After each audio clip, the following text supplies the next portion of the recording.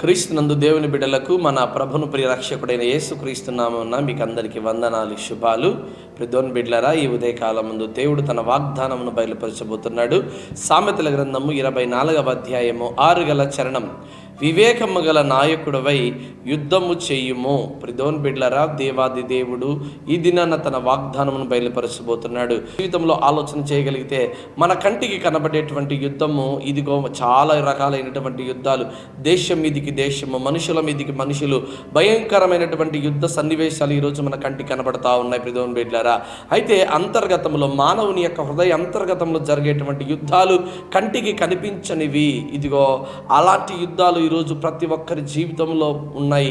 ప్రతి ఒక్కరు ఉదయం లేచిన వెంబడి నుండి రాత్రి పడుకునేంత వరకు పోరాటం పోరాటం పోరాటం. ఈ పోరాటంలో అనేక మంది చనిపోయినటువంటి స్థితిలో ఉన్నారు.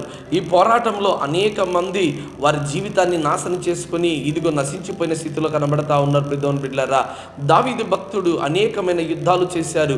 భూమి మీద అతని ద్వారా అనేకముగా రక్తం చిందించబడింది. అయితే దావీదు భక్తుడు గొలియాతు మీద యుద్ధానికి వెళ్తున్నప్పుడు తన వయసు చిన్నది, ఎలాంటి యుద్ధ నైపుణ్యం కలిగినటువంటి పరికరాలు లేవు, యుద్ధంలో అనుభవం కూడా ఆయనకి ఏమీ లేదు. అయినప్పటికీ దావీదు భక్తుడు అంటున్నాడు, యుద్ధం యెహోవాదే, దేవుడు నా పక్షాన ఉన్నాడు, దేవుడు నాతో పాటు యుద్ధము చేయగలిగిన వాడని దావీదు భక్తుడు దేవుని పక్కన పెట్టుకున్నాడు. దేవుని బిడ్డలారా, అందుకే ఆ యుద్ధంలో గొలియాతు మీద యుద్ధం సాధించాడు, విజయం సాధించాడు. దేవుని బిడ్డలారా, యెహోషాపాతు కూడా యుద్ధానికి వెళ్తున్నాడు.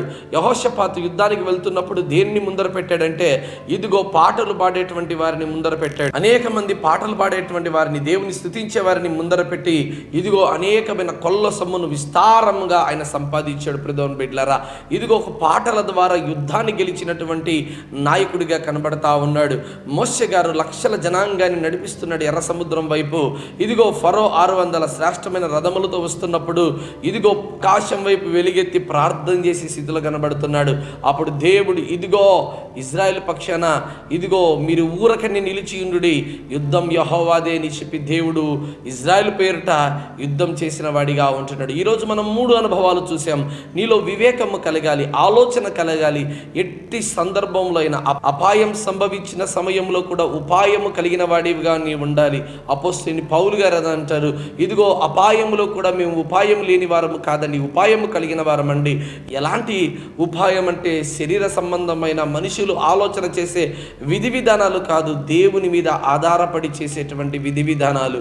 ఈ విధానాలను వారి జీవితంలో పెట్టుకున్నారు కాబట్టే ఈరోజు అనేకమైనటువంటి గొప్ప విజయాలు సాధించారు. అపవాదుల చేతిలో నుంచి వారు తప్పించబడ్డారు, మరణ స్థితిలో నుంచి విడిపించబడ్డారు. ఈరోజు నీ జీవితంలో కూడా అనేక శరీర సంబంధమైన యుద్ధాలు ఉన్నాయా?